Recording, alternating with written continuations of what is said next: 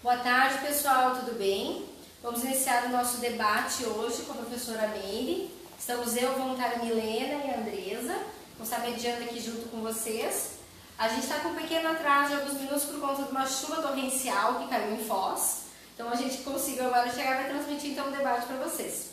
Vou apresentar hoje a Meire. Então a Meire Vieira, ela é psicóloga especialista em psicoterapia de orientação psicanalítica, mestre em saúde pública, voluntária da Conscienciologia desde 2001, professora também da Conscienciologia desde 2001 e tenepsista desde 2015. Atualmente ela é voluntária da OIC. Então, Meire, hoje o debate é contigo, trouxe um super conteúdo, né, para trabalhar conosco. Fique à vontade, eu vou estar mediando aqui algumas perguntas que chegam online e a gente vai fazendo essa conversa nesse bate-papo. Ok, boa tarde a todos, boa tarde pessoal de casa.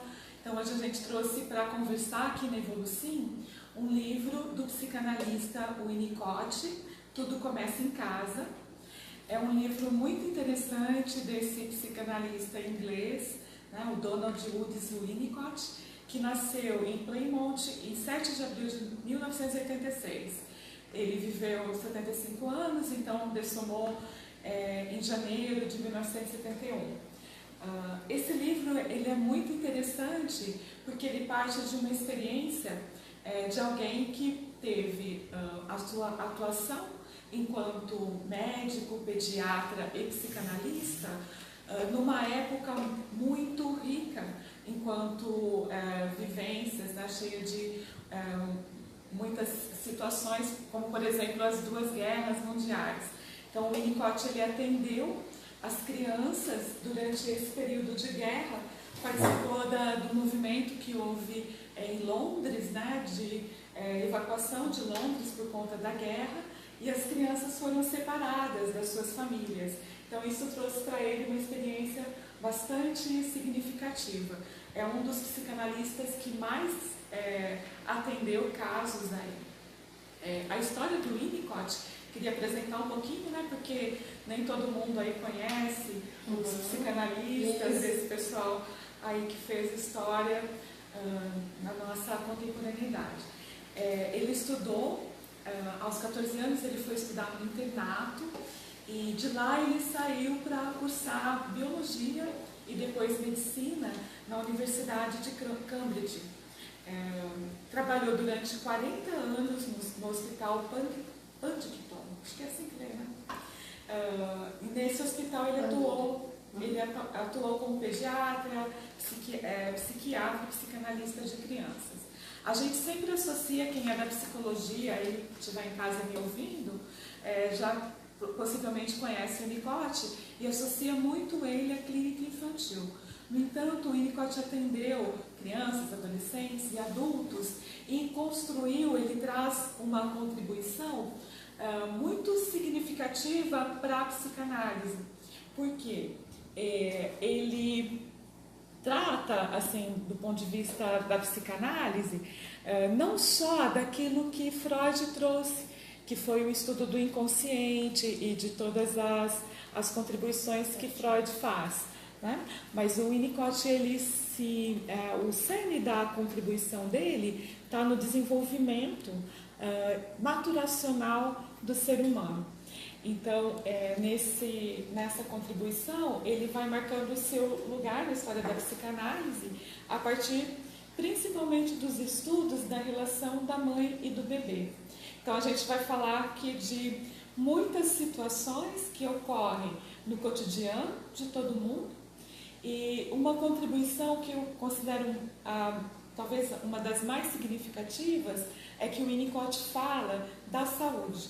Então ele não traz apenas a perspectiva do adoecimento, mas ele traz também a ideia de como que a gente pode, a partir da convivência, a partir das experiências que acontecem na intimidade, na privacidade, vamos dizer assim, das famílias, né? Como que a gente contribui para uma sociedade que tenha mais saúde mental. Então, e esse livro, o título, ele faz uma provocação nesse sentido, né? Então, tudo começa em casa, vai justamente trazer essa ideia do quanto que as primeiras relações que se estabelecem, elas são estruturantes para a criança, né, para o ser humano que está aí. Inclusive dentro do processo gestacional, né? Isso. A gente agora, com o paradigma consciencial, a gente consegue fazer o contraponto da questão da ressumatologia. Quando está com o processo de concepção, o encaixe, né? Então ele é bem interessante porque a gente tem uma ferramenta muito bem fundamentada, que é a questão da psicanálise, mas agora a gente consegue ter esse contraponto multidimensional. Sim, que é fora de série esse encaixe das relações. Isso que você traz, Milena, é bem legal da gente pensar, porque esse é um limite mesmo da psicanálise. Então ela atua enquanto ela tem o seu paradigma assentado no paradigma convencional, né? O que ela traz de inovação são os elementos inconscientes que estão presentes na estruturação do psiquismo, de como isso tudo se processa. Mas quando a gente junta com o paradigma consciencial, com a questão da bioenergética, da multidimensionalidade, plurexistencialidade, a nossa compreensão ela se expande, né? E agora é bem legal também porque para o Winnicott, o nascimento do bebê ele não se dá no nascimento, né? Ele se dá em todo o aspecto de quando uma mãe deseja ser mãe. Então você vê que o nascimento de uma mãe ele ocorre ainda no processo dela de filha, no desejo, exatamente. Então isso dá para a gente, juntando com a ideia de multidimensionalidade, plurexistencialidade, a gente consegue expandir muito a compreensão. Né? Uma teoria que o Winnicott traz é a teoria do amadurecimento pessoal. Então isso está presente em toda a sua obra. Então ele vai trazer para a gente o seguinte, que a possibilidade de um adulto ou de uma pessoa, né, dela ser madura, ela nasce das primeiras relações que a criança estabelece. Então, desde o estado de dependência absoluta, né, que um bebê quando nasce, então isso a gente não precisa ser psicanalista para entender disso. Então, um bebezinho ele nasce e ele depende tudo da sua sobrevivência, a sua constituição, tudo ele depende de um outro. E no caso, o Winnicott volta a atenção dele para o papel da mãe, né? Então, nessa dependência absoluta, o bebê ele vai começando a se estruturar e se percebendo enquanto no início, como uma continuação da mãe, ou melhor dizendo, a mãe uma continuação dele, né? Então ele não tem essa visão de que mãe e bebê são pessoas separadas, ele não tem essa noção. E nesse estado de dependência absoluta vão acontecendo, como vou explicar, situações em que o bebê vai exercitando pouco a pouco essa percepção de que a mãe é uma outra pessoa. Então no início há uma unidade psíquica e não dá então para a gente pensar no bebê sem falar na sua mãe, né? E aí alguém pode até pensar assim, pô, mas é uma visão muito machista, né? Quer dizer, só a mãe é responsável pela saúde da criança? O Winnicott ele tinha uma ideia de um ambiente, né? Então ele falava de um ambiente favorável ao desenvolvimento. No início, o ambiente para o bebê é a mãe, e aos poucos vai sendo inserido nessa relação a figura do pai. Só que o pai não é só uma figura decorativa, né? Porque para a mãe poder exercer, estar com o seu filho, né, nesse estado que o Winnicott chama de devotação, que é uma palavra que às vezes a gente pode pensar assim, puxa, mas que mãe é essa? Uma super mãe, né? Não, mas é aquele estado que a mãe se vota mesmo para atender as necessidades do bebê, né? Então é aquilo que ele chama de preocupação materna primária, onde a mãe vai procurar se adaptar ao bebê. procurar compreender quais são as necessidades dessa criança. E assim, trabalhando com mães, né, é muito angustiante, porque a maior parte das mães vivencia assim, tá, mas uma criança ela não vem com um manual de instruções, né? Bem difícil. É bem difícil. E cada criança ela tem uma necessidade específica. Então, alguns mitos a gente começa a ver que vai se quebrando. Porque, por exemplo, a ideia de que a mãe ama igual todos os filhos. Acho que todos nós ouvimos falar, né? Isso é um mito. Por quê? Cada filho é um filho e a mãe, naquela relação, é diferente. Mesmo sendo gêmeos, as mães relatam, né, que vão percebendo as especificidades, o jeitinho de um, desde como a criança suga o seio da mãe, tudo isso vai sendo muito diferenciado, muito personalíssimo, né? Porque é uma intimidade naquele momento que, por mais que sejam gêmeos, dividiram o útero por tanto tempo, são duas consciências diferentes. Então, quando a gente tem, né, toda essa visão, gêmeos é igual, veste igual, mas são personalidades completamente diferentes e tem que ajudá-los a criar isso. Né? A mãe de gêmeos, acho que deve ter também até às vezes alguma, não digo confusão, mas uma dificuldade dela poder dar essa individualidade para cada um se eles têm praticamente a mesma aparência, né, no espelho. Então ali já tem que começar a ajudar tanto essa mãe quanto essas crianças a criar essa personalidade individual, né? Isso. E daí, dentro da teoria do Winnicott, ele vai trazer a ideia da mãe suficientemente boa. Então, a primeira vez que a gente ouve essa palavra, você pensa assim, então tem que ser uma mulher maravilha, né? Não é uma mãe. Não, é o contrário. A mãe suficientemente boa é essa mãe que consegue justamente perceber essas nuances e a necessidade específica de cada filho. Né?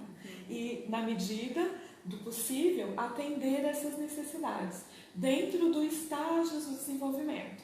Então, dentro dessa etapa que o Winnicott considera como da dependência absoluta, e que o bebê vai aos poucos conseguindo perceber a diferença entre ele, o que é ele, o que é o outro, é muito importante que haja uma experiência de satisfação. Então, que o bebê seja minimamente atendido nessas suas necessidades. Então, experiências que interrompem esse ciclo, ou seja, algum trauma ou alguma situação em que a criança não tem as suas necessidades atendidas, isso vai causar, dentro da ótica da psicanálise, isso causa uma fratura nessa continuidade do ser. Então, as experiências de abandono, as experiências que são muitas vezes relatadas, de uma vivência de uma ansiedade da qual a criança não tem um aparelho psíquico para dar conta de processar. Então, ela vivencia como um caos. Né? Então, a gente até, para quem já teve a possibilidade de observar um bebê, então na hora que ele chora, que ele está com fome, qualquer necessidade assim, não é um choro, é quase um desespero, né, que a criança tem. É o único meio de comunicação. Exato. E é como se para ele tivesse perdido no caos. Né? Então, a hora que vem a mãe que faz aquilo que o Winnicott chama de holding, ou sustentação desse bebê, ele se acalma. Né? Então, o bebê muitas vezes se acalma só de ouvir a voz da mãe.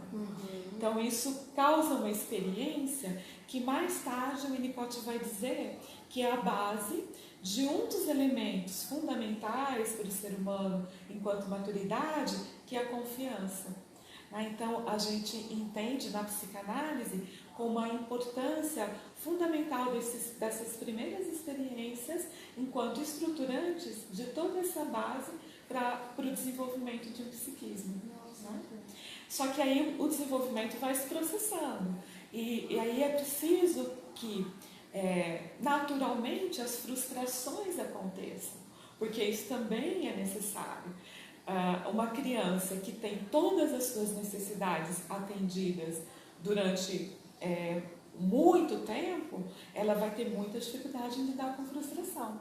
E aí quem é que não sabe que a vida é feita de frustração? Né? E aí é o que a gente vê hoje em dia, uma grande dificuldade das pessoas em lidar com o não, em lidar... Então, assim, os excessos, seja para menos ou para mais, eles têm consequência nessa estruturação. Então, todo o trabalho do Winnicott, ele vai trazer essa perspectiva, né, de como é que você pode contribuir para a saúde, né, e também os elementos que são fundamentais para serem revisitados, ressignificados num processo terapêutico.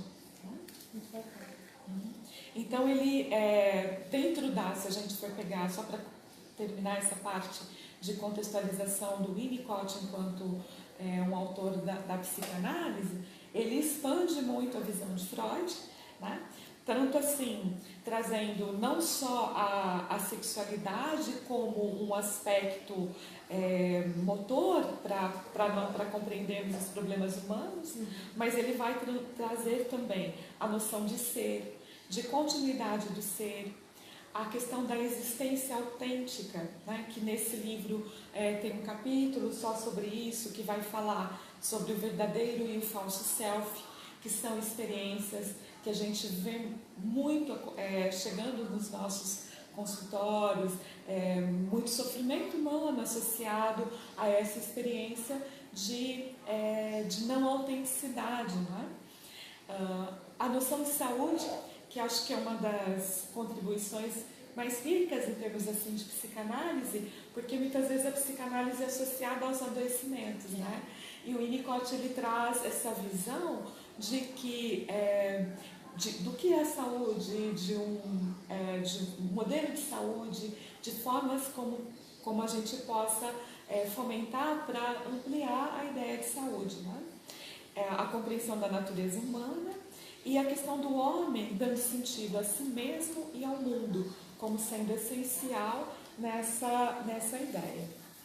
Então, agora entrando mais especificamente no livro, ele vai reunir os textos que foram publicados do Winnicott em vários locais, como revistas, mesmo palestras. Então, é um livro que tem uma linguagem aparentemente fácil, né?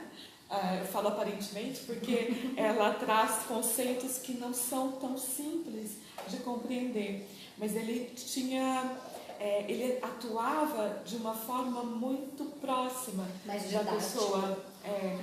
Olha, didático eu acho que não é uma palavra certa. Então não é didático. Porque ele era muito espontâneo, Entendi. né? E a forma como ele comunica o pensamento dele tem essa naturalidade, né? Então não é agora, didático, a organização didática, outros psicanalistas, inclusive a esposa dele, a Clary Winnicott, ela ajuda a organizar muito do pensamento dele, né?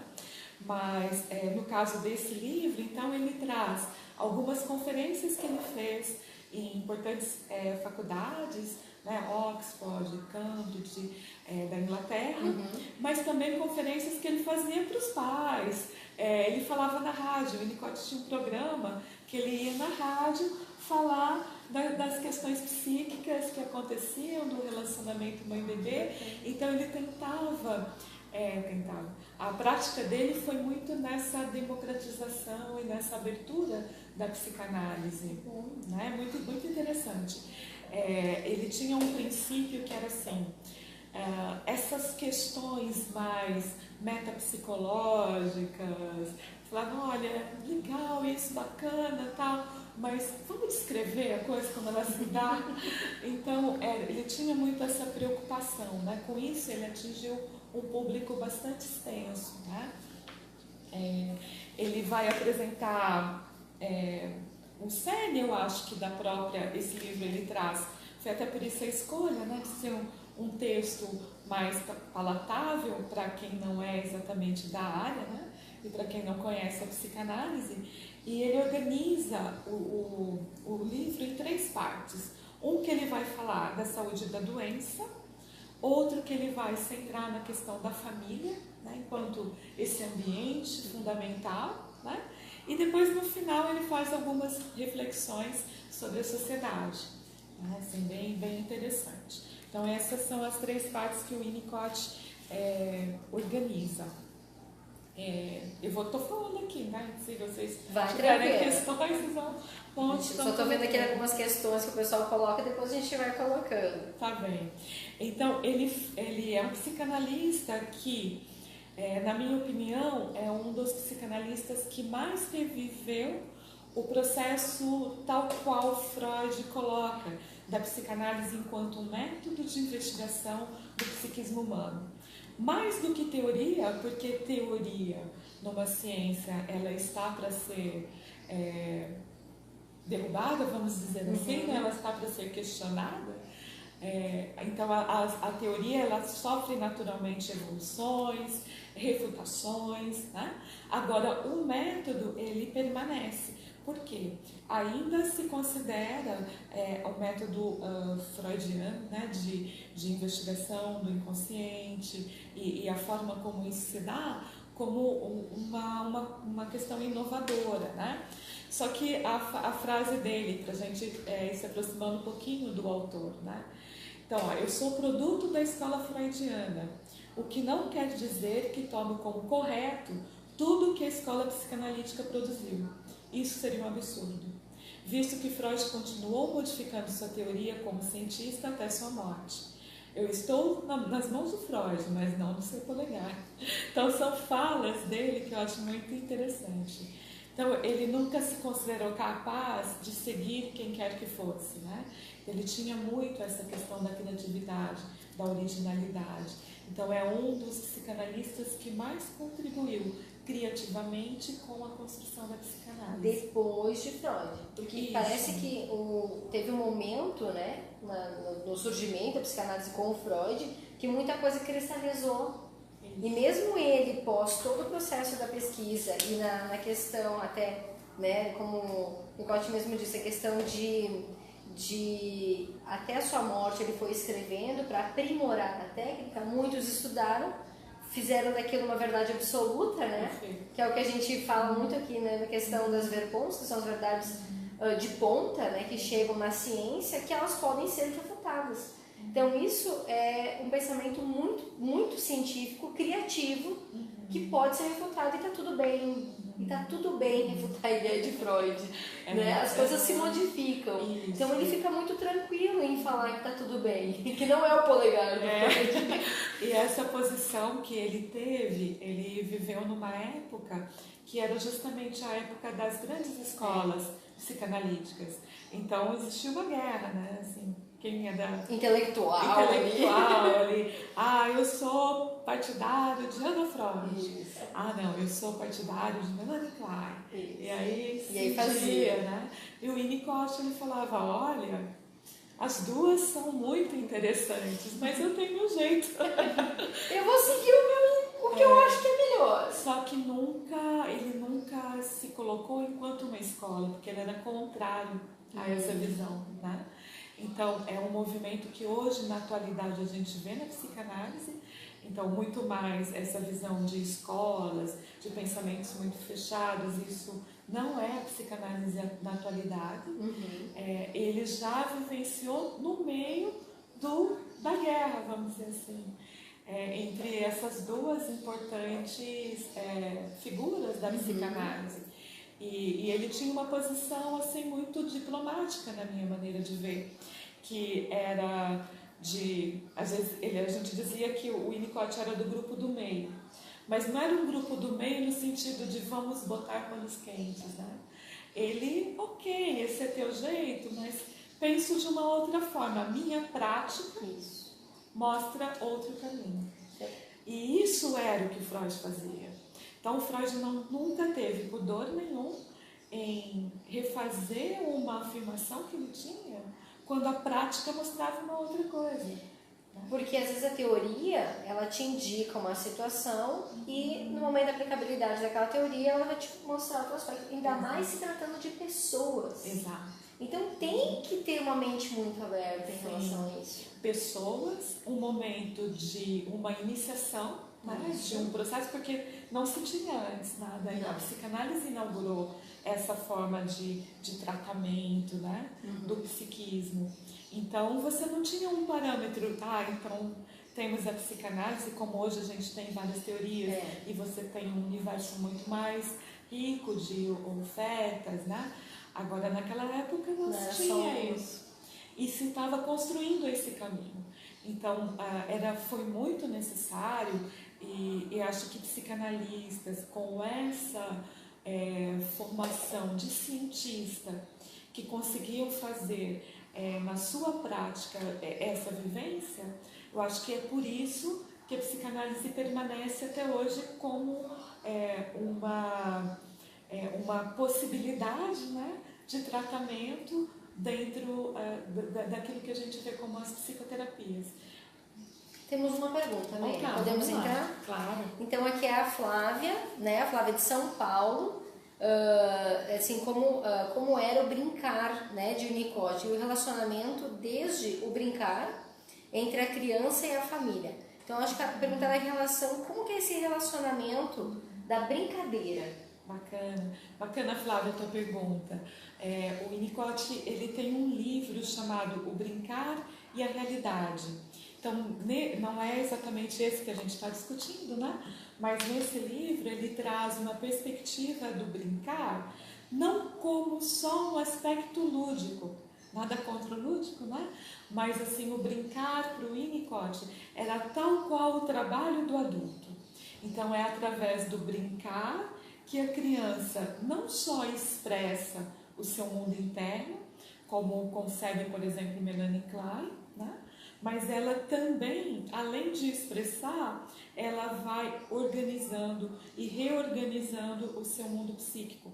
Então tem uma brincadeira que ela, desde Freud, a gente conhece como uma brincadeira estruturante, né?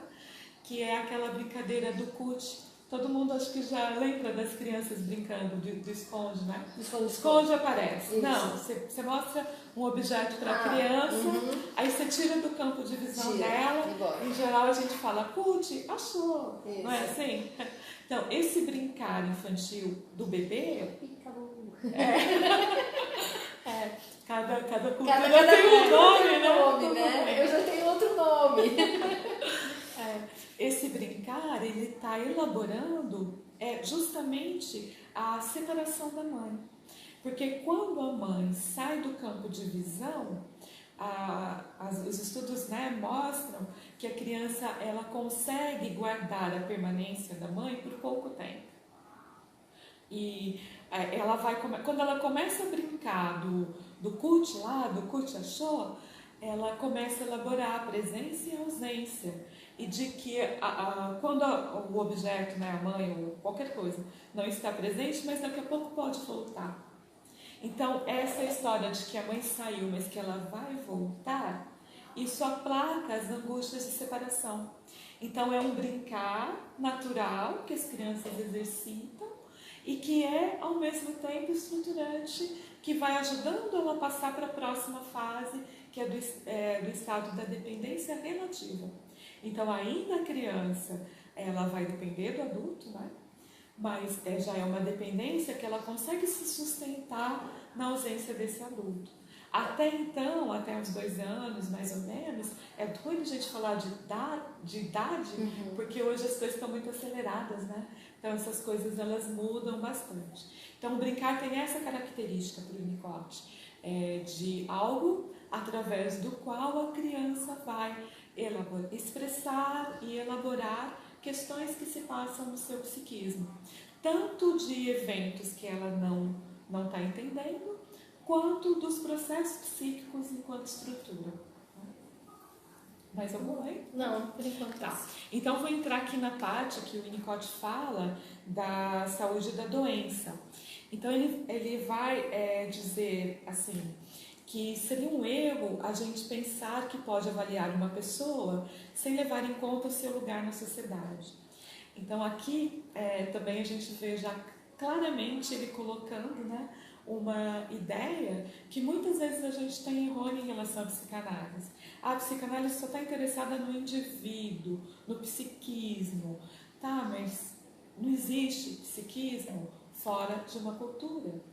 Então, as relações, sejam elas nesse ambiente familiar, seja na escola, e com aquilo que a família e a escola representa enquanto sociedade e cultura, a gente não consegue pensar um psiquismo humano sem que ele esteja inserido nesse contexto, né? Então, ele vai definir o que é um ambiente satisfatório, né? E no primeiro momento, aquilo que eu já falei, que o ambiente para o bebê é a própria mãe, e que é muito importante para essa mãe conseguir estar nesse estado de devotamento em relação ao filho, que ela também tenha um holding, tenha uma sustentação que vem do pai, ou vem do seu entorno, né? Então ele vai dizer que é muito fundamental que uma mulher se sinta amada por seu marido e que isso vai dar força para que ela possa exercer a função materna. Então, a ideia também de que a gente vê, o pai ele é excluído ou tem uma visão secundária para a psicanálise é totalmente sem sentido, porque isso tudo interage e de uma forma que, quando você tem fraturas nisso, você vai ter consequências, né? Uhum. A saúde, então, ele relaciona com a capacidade de integração, né? Da capacidade de integrar as várias experiências. Vamos lá. Temos mais uma pergunta da Rúnia. Ela fala assim: hoje as crianças andam solitárias com seus tablets e celulares, né? Isso pode trazer problemas futuros? Olha, Rônia, essa é uma boa pergunta. Ótima, né? pergunta. Aquela pergunta de $1 milhão.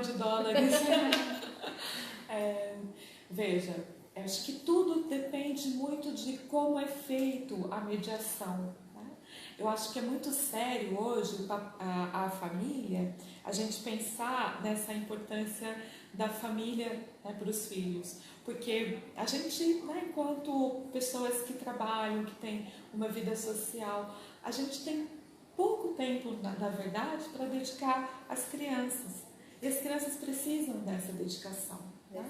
Então, às vezes, por um pai, às vezes uma mãe, chega do trabalho, sei lá, com $1 milhão de coisas para ainda processando muitas coisas, sem muita disponibilidade, e você entregar um tablet para uma criança é confortável, né?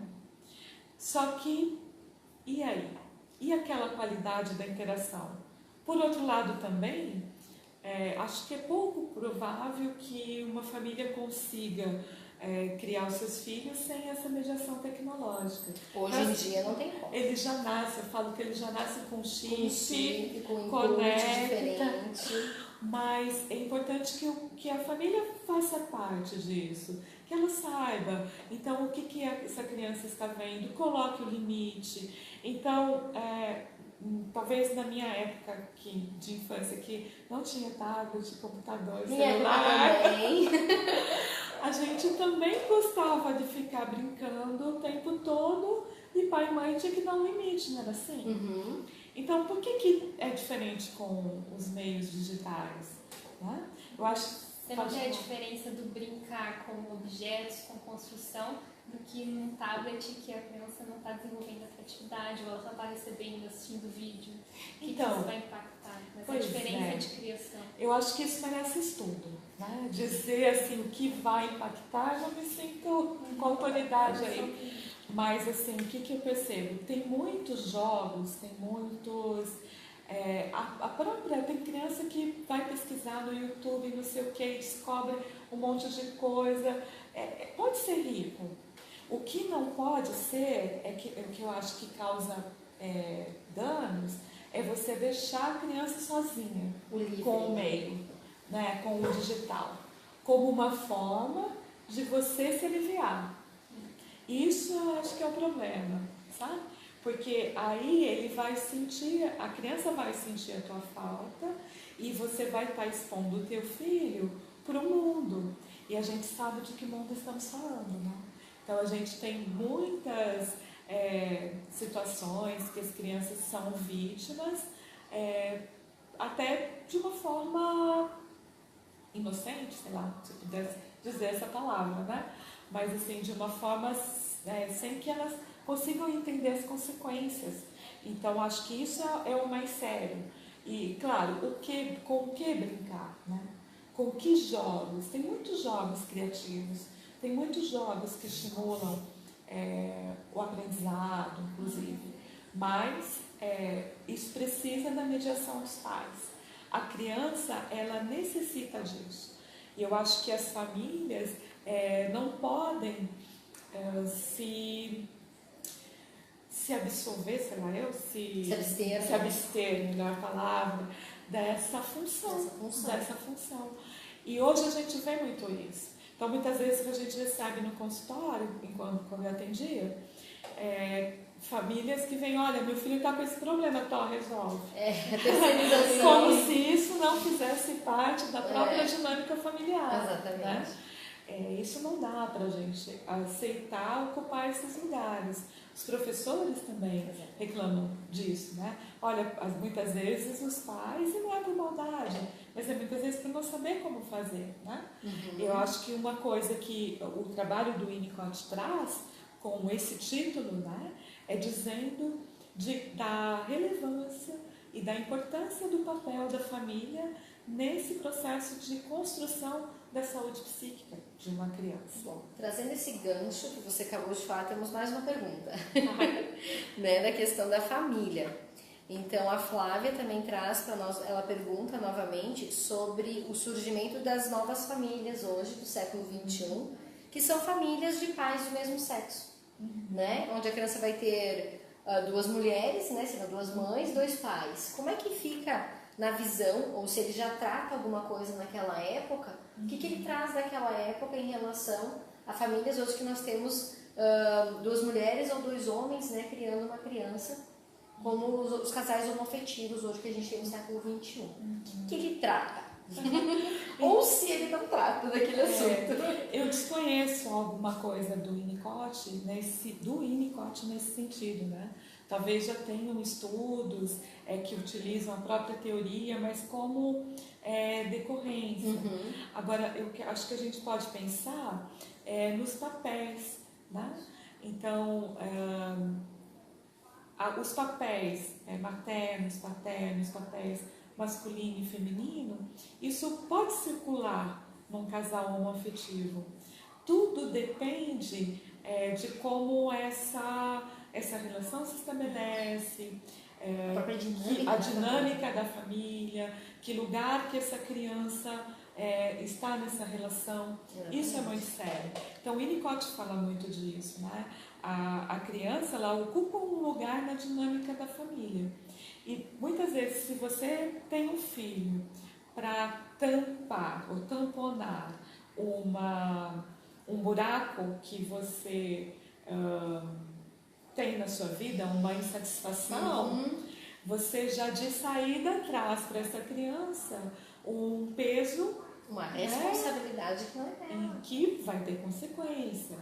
Então, acho que a gente pensar, eu acho que mais do que fazer qualquer defesa ou apologia ou crítica às uniões homoafetivas, a essas novas configurações familiares que fazem parte, estão aí, né? É mais a gente poder entender como essa família está se constituindo, está se organizando enquanto família, né? E vendo como que isso está circulando, tanto os papéis masculinos e femininos, né? Que são necessários, são estruturantes para o psiquismo. E aí não estamos falando nem de feminismo e nem de machismo. Não, são papéis. São papéis e funções. O papel da função materna e da função paterna, que muitas vezes pode ser exercido por um outro. Pode ser exercido, por exemplo, por uma avó, por um avô, por um tio. Né? E acompanhar. Eu acho que a gente ainda está nos estudos longitudinais, né, de acompanhar tanto o efeito da era da digitação como efeito dessas configurações familiares. E tu acha que gera um impacto, né? A pergunta é o impacto que pode estar dando em relação a essa relação com a criança. Então, isso não dá pra não gente tem como mensurar, falar né? a priori. A priori não tem como. Tem que olhar o caso, você tem que entender como que essa família se organiza, se articula, como que isso acontece, né? No meu entender, né? É óbvio. Aí acho que até dá um gancho para a gente entrar num aspecto que o Winnicott considera como um critério de saúde, se a gente pudesse dizer isso, né? Ele vai falar que o essencial é que o homem ou a mulher se sintam vivendo sua própria vida, responsabilizando-se por suas ações ou inações, sentindo-se capaz de atribuírem a si o mérito de um sucesso ou a responsabilidade de um fracasso. Pode-se dizer, em suma, que o indivíduo saiu da dependência para entrar na independência ou na autonomia. Perfeito. Então, casou super bem, porque volta aos papéis, né? E essa questão de você conseguir expressar o seu ser, né? Aquilo que você é. Então, ele vai dizer que um indivíduo saudável se caracteriza por medos, sentimentos conflitantes, dúvidas, frustrações, muito mais do que pelos seus aspectos positivos. Que às vezes a gente tem uma visão idealizada do que é a saúde, né? No modelo médico a gente pensa assim, saúde é ausência de doença, né? Do ponto de vista psíquico, o Winnicott traz essa ideia de que nós não vamos viver uma vida sem frustração, sem medo, sem angústia, sem os dias ruins. Eles fazem parte. Agora, poder viver esses dias ruins e entender que eles são apenas dias ruins e que vão ter dias bons. Né? Então, nem sei se eu estou de bem Tem problema. Okay. Então, essa é uma ideia, né? A história da confiança, que o Winnicott considera como sendo como chave para a experiência saudável, essa base de uma confiança, né? A criança que ela pode se expressar e que ela se sente segura no ambiente familiar, ela vai para as próximas etapas do desenvolvimento com uma base muito mais estruturada para lidar, né, com o que vier. Então, quando a gente se sente seguro, a gente topa, a gente enfrenta. Né? E o que dá a base da segurança? É essa experiência de amor, essa experiência de você se sentir atendido, né? Que é a experiência que o bebê vai desenvolvendo em relação à mãe. Então, isso é muito interessante para pensar. Muitos casos que a gente trabalha, você trabalha na restauração desse processo de confiança. E aí você vê que a pessoa deslancha na vida. Né? Claro, que às vezes está muito intrínseco, porque às vezes é bem como a psicanálise fala, é o inconsciente. Então, aquele momento onde a criança está fazendo as primeiras estruturações sinápticas, não tem uma consciência contínua de todo o processo. Ela está se reaprendendo, né? Trazendo agora, né, para um contraponto multidimensional. É um reaprender tudo novamente. O vínculo, o amor, o processo afetivo. Aí vem todo o processo cognitivo, fala, toda a construção do ser. E se tem alguma lacuna, vai gerar, né, digamos assim, o fator correspondente na adultidade da pessoa, no processo dela se constituindo. Que aí vem o gancho do próximo item. Pois é. Vamos lá. A gente, no processo de socialização, a gente vai aprendendo, ou melhor, da forma como muitas vezes está estruturado, a gente vai desaprendendo. Né? De que forma? Então, por exemplo, você ensina, muitas vezes a gente ensina o filho a, olha, diga obrigado. Você não deve falar o que você pensa. Antigamente você tinha muito essa história, né? Criança não pensa. Criança pensa. É complicado. E depois a gente quer que a criança seja ela. Como? Se ela aprendeu justamente a mentir sobre aquilo que ela está sentindo. Então, o falso self, ele vai sendo estruturado, muitas vezes, nessas experiências. Né? E aí tá, mas então você é favorável que a criança seja mal educada? Não é isso. Mas ela pode comunicar o sentimento dela de uma forma assertiva. Claro. E isso ela pode aprender com os pais. Né? Então, poder expressar aquilo que ela está vivendo é básico. Né? Depois a gente precisa, se a gente perde isso, em algum momento a gente vai ter que recuperar o contato com a gente mesmo, a questão do autoafeto, né? de você ter essa integralidade, que é justamente a concepção que ele traz de saúde. Né?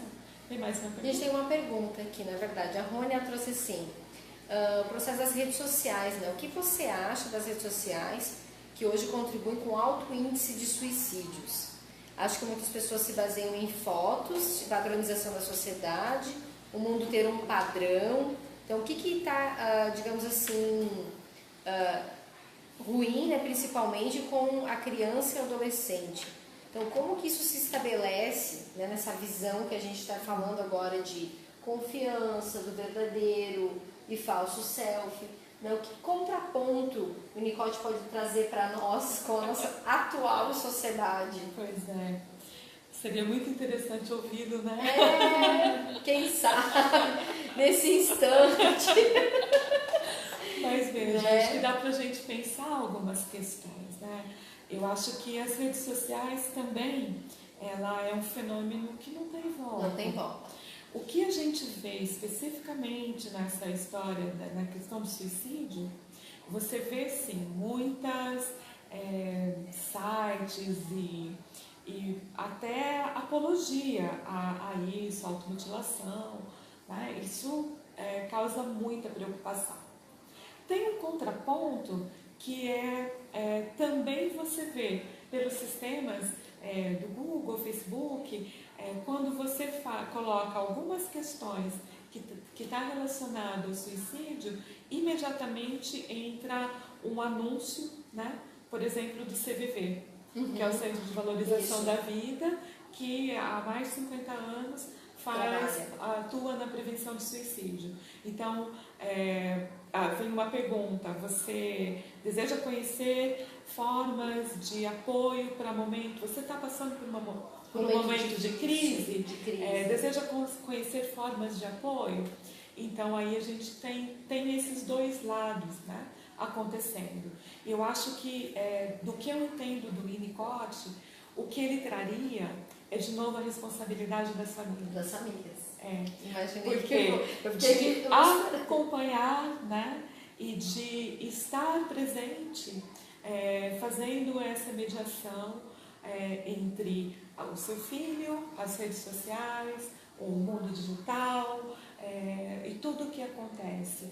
Porque é o papel da família dizer não, né, limitar, colocar e ao mesmo tempo, veja, paradoxal, né? Não é um papel fácil. Não. E ao mesmo tempo facilitar com que haja comunicação na família. Porque a gente vê muitas vezes o jovem buscar as redes sociais como uma forma de um apoio para algo que ele não está tendo de alguma forma. Né? É como se fosse a busca dos pares, né? Exato. E se ele não tem, às vezes, o mínimo diálogo em casa com aqueles pares consanguíneos, ou seus parentes, então nesse processo é para buscar onde? Na rede social, nos grupos. Que era o que a gente tinha na nossa geração, a turma da rua, os amigos do bairro, né? Que hoje é mais os amigos virtuais, a galera que joga videogame online. Agora, é bem legal, você estava falando e eu estava aqui pensando. Às vezes a gente fala, a família assumir e bancar esse papel, né? Só que às vezes pode dar uma sensação de, então você está culpabilizando a família? Olha, não estamos falando desse paradigma de culpa, mas é de assumir o papel que te cabe. Isso. Né? Quem é o adulto dessa casa? Então assuma a tua função. Porque às vezes a gente vê também na sociedade, nossa atuação profissional, eu como professora, você como professora também universitária, a gente percebe muito que às vezes a gente encontra aquela demanda e tu percebes exatamente, nossa, já se feito aquilo quando era criança, isso se guarda, né, porque não é o momento, mas a gente consegue perceber que às vezes uma atuação na hora certa, seja ela no momento de limite, para ajudar nessa frustração positiva, vamos falar da frustração positiva, do limite do não correto, nada excessivo, às vezes constitui um adulto muito mais equilibrado e vai ter até uma organização, né, como o tudo começa em casa, é coerente, totalmente coerente, nada absurdo. E o que não significa que a família também não precisa de apoio, né? Porque não é aquela... A gente está com grandes desafios, com perguntas que a gente não tem resposta. Né? Não está no manual lá o que vai ser nos jogos, o que vai ser, quais os efeitos dessas novas configurações familiares, mas a poder aprender com a experiência, estar aberto a entender qual que é o seu papel, e se não está conseguindo, buscar ajuda, porque não é uma tarefa fácil, né? Mas é uma tarefa necessária e estruturante. A gente não consegue pensar uma sociedade mais fraterna, uma sociedade onde a saúde prepondere, se isso não começar nas primeiras relações. E isso só começa nas primeiras relações se você também tem uma base anterior. Então a gente está no momento de romper um ciclo, né? Seja o ciclo do excesso de punição, o ciclo de excesso de castração e tal, e também do excesso de tudo pode. Não é assim. Nós temos mais uma interação aqui. A Rônia comenta que ela tem uma filha, né? Mas assim, eu sempre ensinei a minha filha que cada família tem a sua identidade, né? E ela não precisa imitar ninguém. Então, o processo que ela traz assim, será que fiz certo?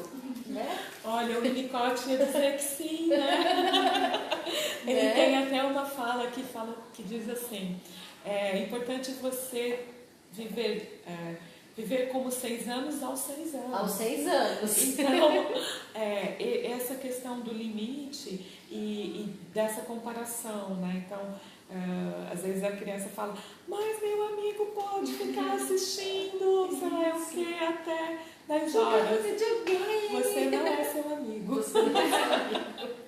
Então, ela fala muito comum, você não é todo mundo. Exato. Não é assim que a mãe fala. E veja, é um limite amoroso, porque você está ao mesmo tempo dizendo que, olha, não, né? E ao mesmo tempo dizendo, seja você, não, quem é você? Você não precisa ser todo mundo. Então você está contribuindo de alguma forma para que essa criança encontre e descubra as formas dela de ser, que não vai ser necessariamente igual ao do amigo, né? Mas é claro que isso vai doer, não vai ter jeito. Crescer dói, não tem muita saída. Pode ir.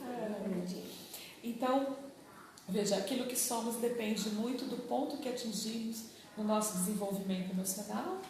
A criança que ela pode experimentar uma onipotência, ela vai conseguir experimentar as limitações. Então, são os momentos, as etapas, né, que é necessário. Deixa eu ver aqui mais que é interessante. O ser humano que não começa a vida com a experiência de ser onipotente, ele não vai ter a chance de ser uma peça na engrenagem. Ele vai sentir necessidade de exacerbar a sua onipotência, né? A criatividade e o controle, como algo para tentar vender ações indesejáveis de uma companhia inexistente. Então, uma analogia que o Winnicott faz, que quando você está seguro e confiante, então não importa se naquele cenário você é o volante, a caixa de marcha, você se contenta em ser uma engrenagem, né? Se contenta não, você entende que isso é fundamental. Ao passo que se você se sente inseguro, você vai querer ser algo que você não é, né? E daí vem os sofrimentos da desintegração. Então, nesse livro, acho que aquilo que a gente está caminhando para o fim.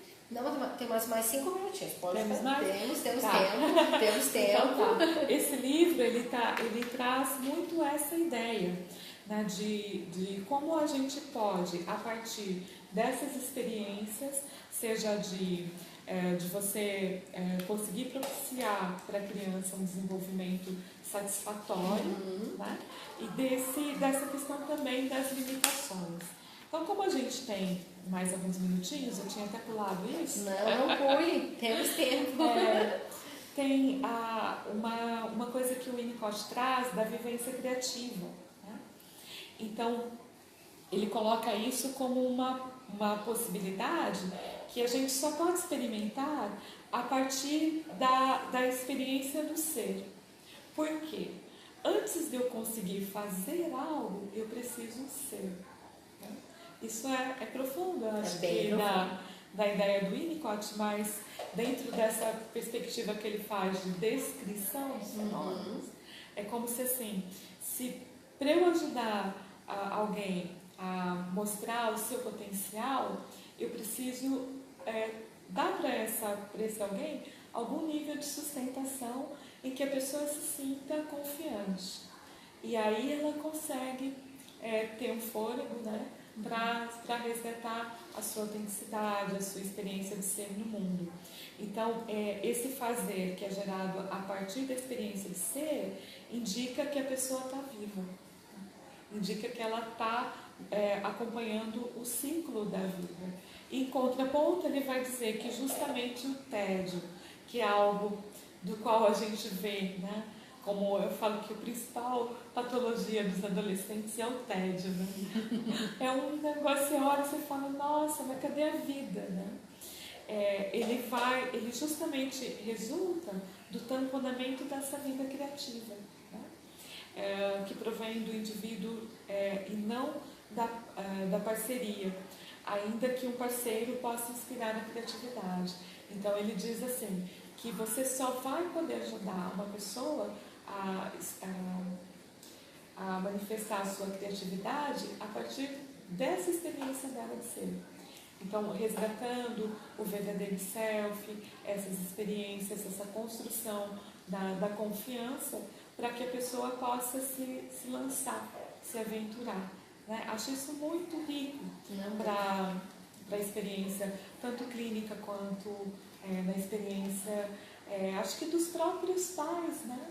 Porque qual pai que não deseja ver o seu filho ser aquilo que ele é? Ser, né? Ser bem-sucedido, fazer e fazer as coisas trazendo esse processo da felicidade, né? Da felicidade que, veja, não como a felicidade como um ideal, mas dessa autenticidade. O Winnicott ele vai falar muito mais do processo da autenticidade das vivências do que de uma felicidade. Porque, por exemplo, em momentos em que você está vivenciando uma frustração, você não vai estar feliz. Não. A filha lá da Rony, quando ela diz, olha, você não é tuas amigas, ela não vai ficar feliz. Não. Mas é importante que ela tenha contato com aquele sentimento. Então, a gente tem uma ideia, eu acho que muito protecionista, né? De querer evitar a todo custo o sofrimento. Só que um sofrimento em doses, dentro do movimento do desenvolvimento, ele faz parte. Né? E agora, o que é importante? Que a criança, a pessoa, que ela não se sinta sozinha. Que ela saiba que ela tem com quem contar. Que aí é essa experiência do holding, né? Que muitas vezes no processo terapêutico é o que a gente precisa resgatar. Porque foram tantos anos de uma solidão vivenciada que a pessoa perde ela não sabe mais como experimentar o contato com o outro. Então, às vezes, no processo terapêutico, você vai, a partir desse holding, ajudar a pessoa a ter uma sustentação para poder experimentar os outros sentimentos. Bom, mais alguma coisa aí? Tranquilo. Não? Pode. Temos mais algum Temos tempo? mais 5 minutinhos. Toda vez, toda hora ela fala. Agora são R$5. Tá. Deixa eu ver então. Eu vou trazer aqui um outro capítulo que ele fala no livro, que é o valor da depressão. 5 minutinhos, vamos ver se eu vou conseguir Não tem falar. problema. Pode falar. Mas é uma visão também diferenciada, né? Porque até pegando essa ideia, a gente está numa cultura em que quase que é obrigatório você ser feliz.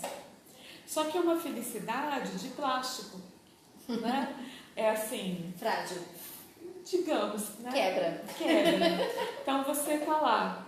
Os dias que você está triste, você não publica nada no Facebook. Mas, sei lá, você comprou... Instagram. Não tem foto no Instagram. Você comprou um esmalte novo. Ele vai para o Instagram, ele vai para o Facebook. E aí as pessoas às vezes falam, né? Nossa, mas nas minhas férias eu não fui para algum lugar. Pra Disney. Para Disney. Então eu sou profundamente infeliz.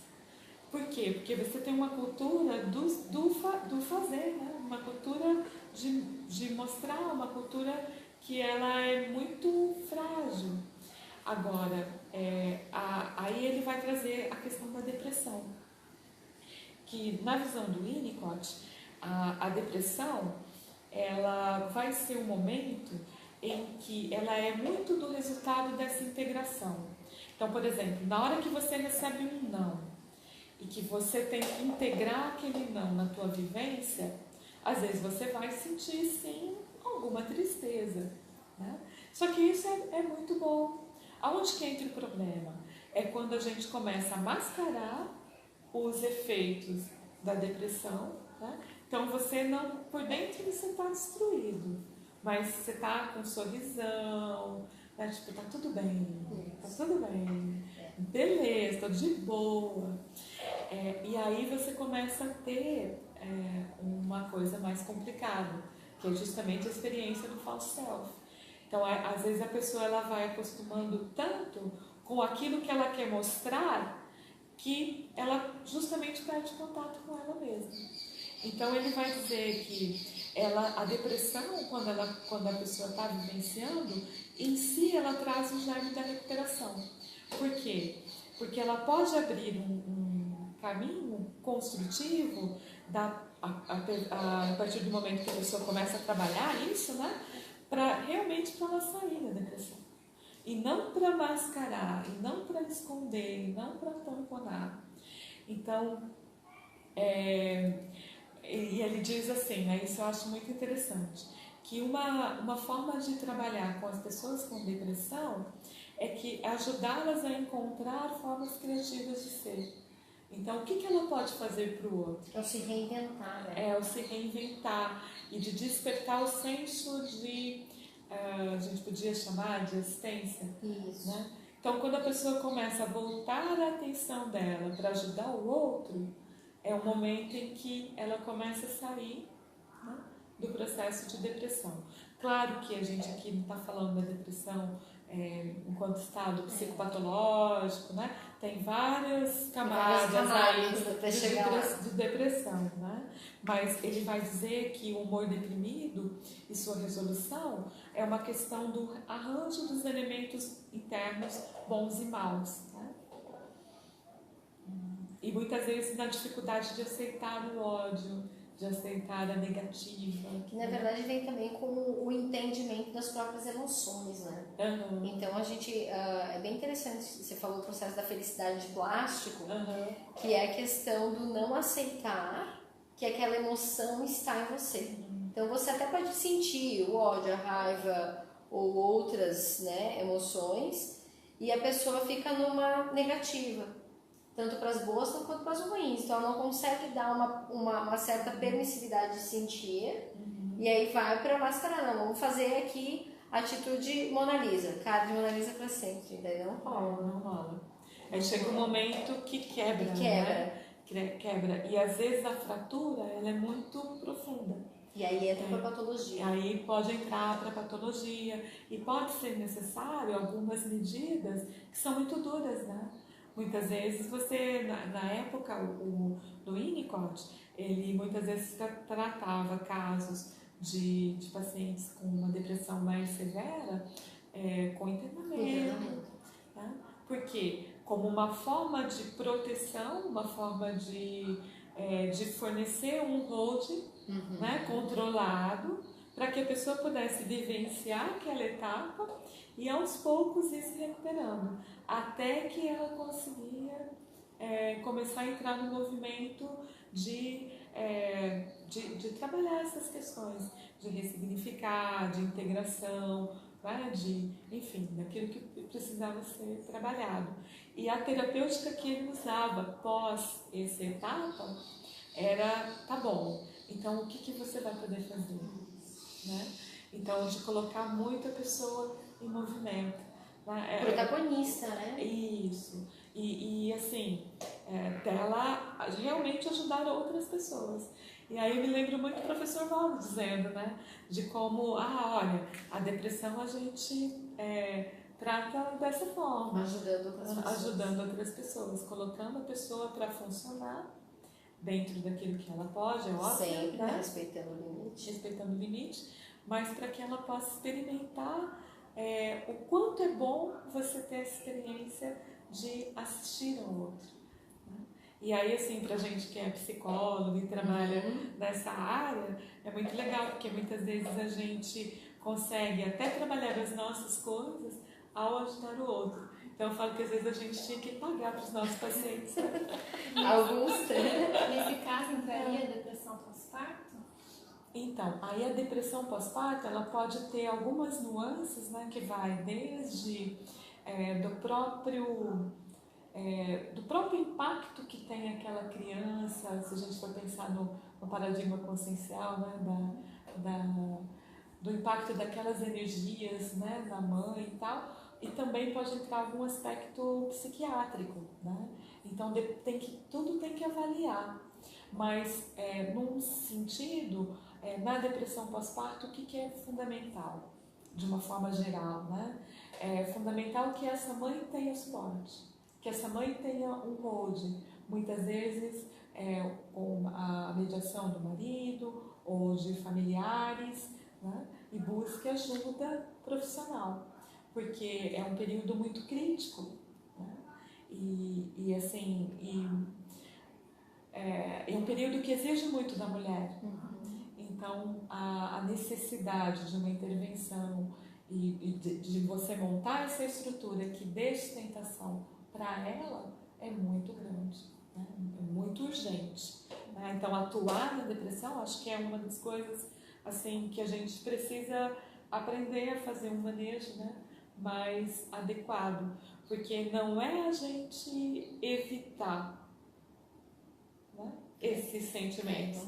Não tem como, muito menos mascarar. Isso. Mas é você poder fornecer sustentação para que a pessoa consiga ir se resgatando e reconstruindo muitas vezes na vida a partir de outras experiências, a partir de ressignificações, tá? e da possibilidade dela se ver funcionando de novo. Tá? Que eu acho que essa ideia de funcionalidade, apesar de ser uma ideia muito posterior ao Winnicott, a gente vê que ele já trazia no seu pensamento essa noção. Olha, sim, muito obrigada. A gente Eu que agradeço. Por favor, pode fazer os agradecimentos. Agradeço vocês aqui da Evolucim pelo convite, vocês que estão aí acompanhando de casa. E assim, para mim é sempre muito bom poder falar de um autor que eu considero assim, um dos mais criativos e revolucionários dentro da psicanálise, que traz contribuições que ainda são muito vivas, né? Para a gente poder utilizar no dia a dia. Obrigada. A gente agradece a sua presença, tá? E convidamos todos os próximos debates. A gente vai estar postando no nosso Facebook, curta a nossa página e acompanhe as nossas Nossos debates online são todos muito ricos, né? Com profissionais super bem gabaritados. Obrigada, Meire. Obrigada.